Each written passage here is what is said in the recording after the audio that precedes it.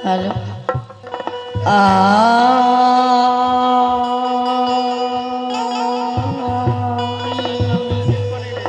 बोल दे सत संगे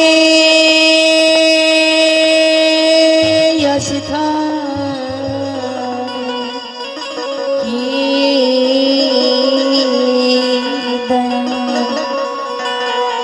हे परमात्मा, आग लगे आकाश में, आग लगे आकाश में,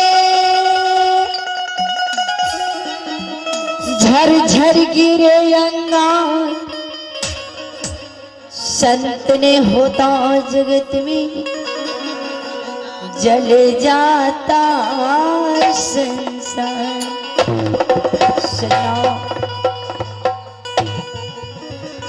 मैं जब से इस धरती धरातल पर आई हूँ तब से मैं पिताजी के बाग में अपना सहेली के साथ कभी पूछ तोड़ने के लिए नहीं गई हूँ। आज मेरी मन कर रही है दिल कि पिताजी के बाग में सहेली के साथ मैं कुछ पूछ तोड़ के ले आऊं, गुरुदेव की पूजा रचाऊं। हे परमात्मा, आज मेरी मन कर रही है वही कि बगीचा जा करके कुछ पूछ तोड़ लाऊं। ठीक है, मैं परम परमात्मा को एक अर्जी भजन से सेवा करूंगी, एक बाद में सहेलियन के बुला करके अपना पिताजी के बगीचा में पूछ तोड़ने के लिए जाऊंगी।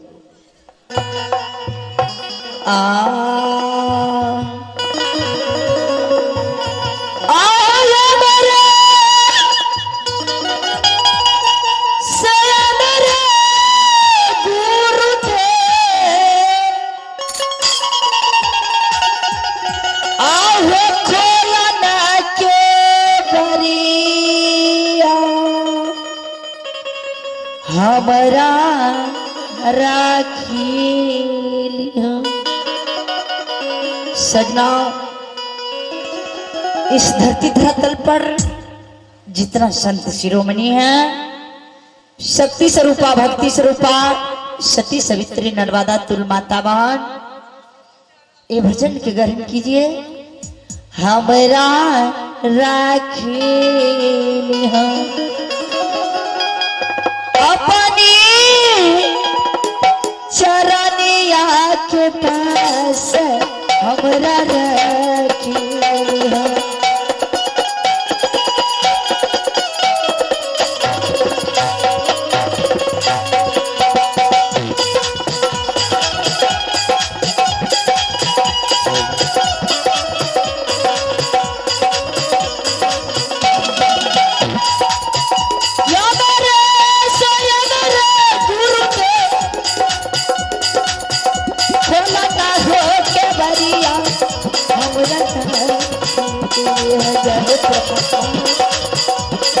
हमारा राखी अपनी है चरनिया के पास।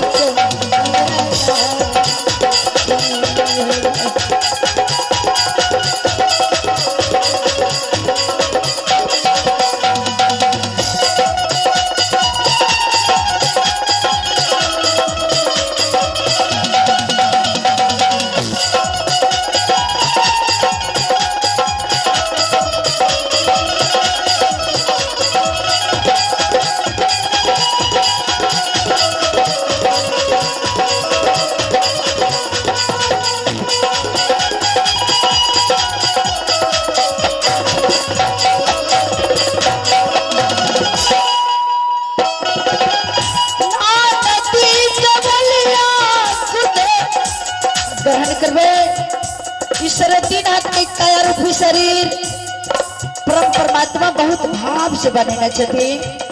आई नेत्र जे भाव भाव रूपी हो जाए इशारा करे छथिन परम परमात्मा से कि ना नाना दी के बलिया गुरुदेव तानी के सहारा हमरा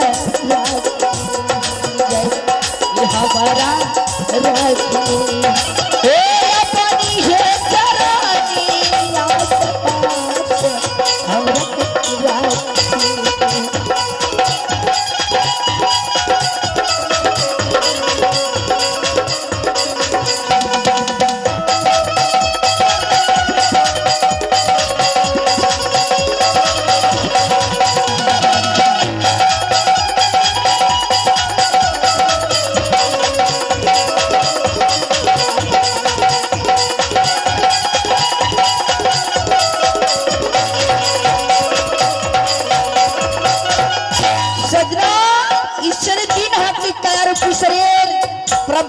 से वर्णन करे छथि। हे परमात्मा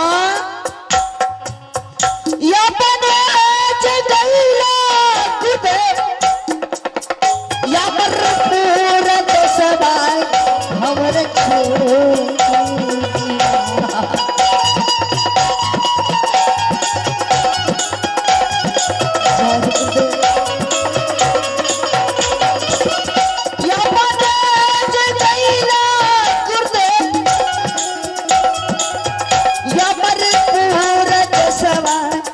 हमारा छोड़ दहना ये हमारा छोड़ दहना हे यही रे झूला छोड़ दहना हे यही रे झूला हमारा छोड़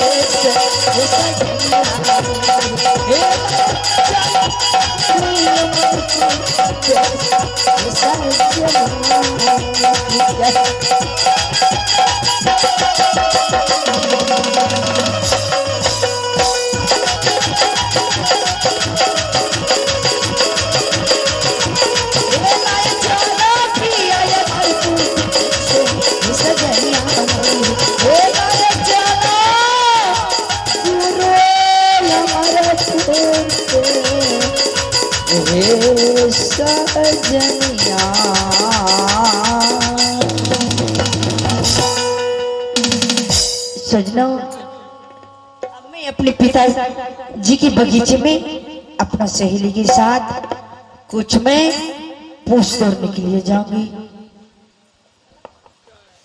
ए मेरी सहेलियों।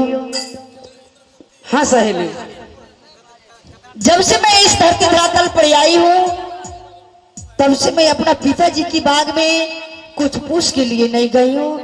चलो आज मेरी मन कर रही है कि पिताजी के बाग में कुछ पूछ तोड़ के ले आओ। अब भर मन गुरुदेव की पूजा कर लूंगी। ठीक है सहेली, चलो। इतना दिन से मैं धरती धरातल पर आई हूँ, कभी नहीं बगीचा को देखे हूँ कि कैसा इंद्र सिंह का इंद्रपुरी बगीचा है। ये मेरी अभिलाषा लगी हुई है कि मैं कुछ पूछ तोड़ ले आऊं। ठीक है चलो, मैं चल कर चलो सखी।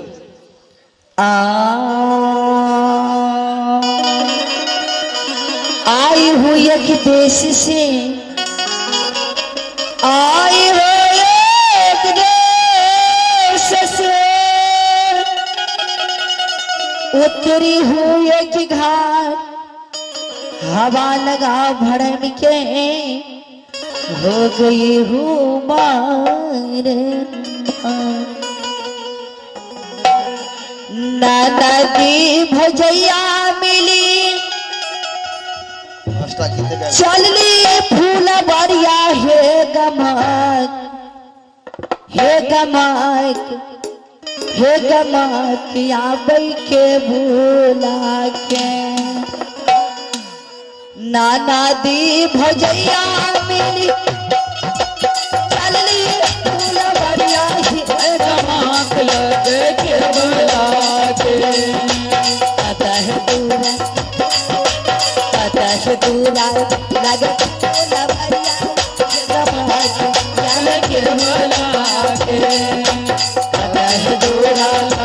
गुरुकुल बरिया है गमाक लगे बला के।